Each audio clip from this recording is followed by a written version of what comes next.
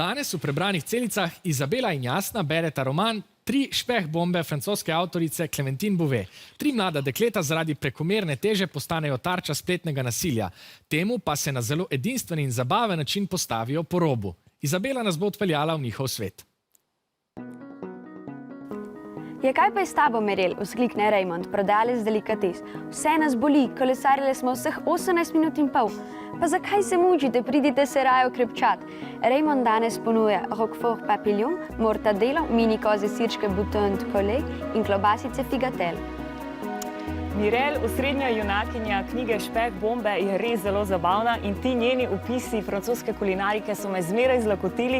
Hitro sem ugotovila, da z eno roko držim knjigo, z drugo pa za vrata hladilnika.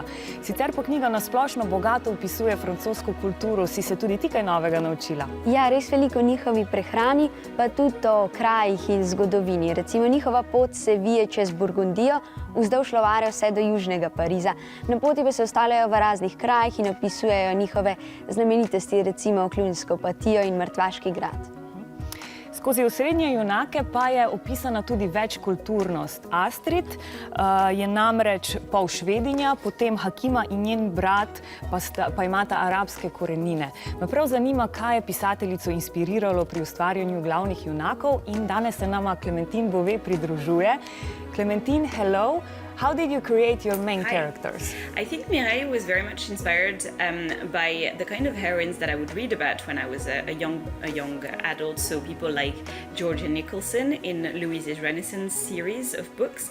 Hakima is very much like I was at the time, very shy and very unsure of herself. And Astrid, I loved video games when I was a teenager, so I think I was inspired by that to a great extent. But they're also very much their own selves, and lots of inspirations come from very different sources with the three of them. Merci, Clémentine.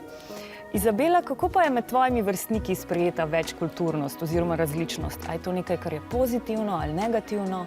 Meni se zdi, da se načeloma različnost sprejema kar v redu, ampak veliko prevečkrat se pa tudi te posebnosti na kakšni osebi izpostavlja na tak zbadljiv, neprijazen način, kar se mi ne zdi potrebno, ker konec konca smo vsi ljudje in ni napak in pravilnosti. Res je. In meni se zdi, da nas drugačnost oziroma različnost samo bogati in dela naše življenje bolj pisano. Vprašanje se glasi takole. Izabela in Jasna sta se spraševali, kaj je pisateljico Clémentine Bouvet navdihnilo pri ustvarjanju glavnih junakinj. Katerega vira inspiracije pisateljica ni posebej omenila? A. Svoje domišljije, B. Drugih znanih del, C. Dobrega prijatelja ali D. Sebe v mlajših letih. Kaj pravite?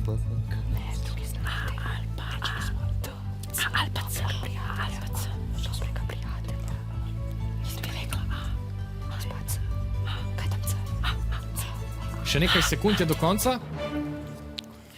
Burno razpravo sem slišal v zadnjem hipu. Vijolična ekipa, obe ekipi sta izbrali odgovor C, torej dobrega prijatelja. Na to vprašanje ste stavili svojega Brichtolina, torej je v zraku možnih 10 točk.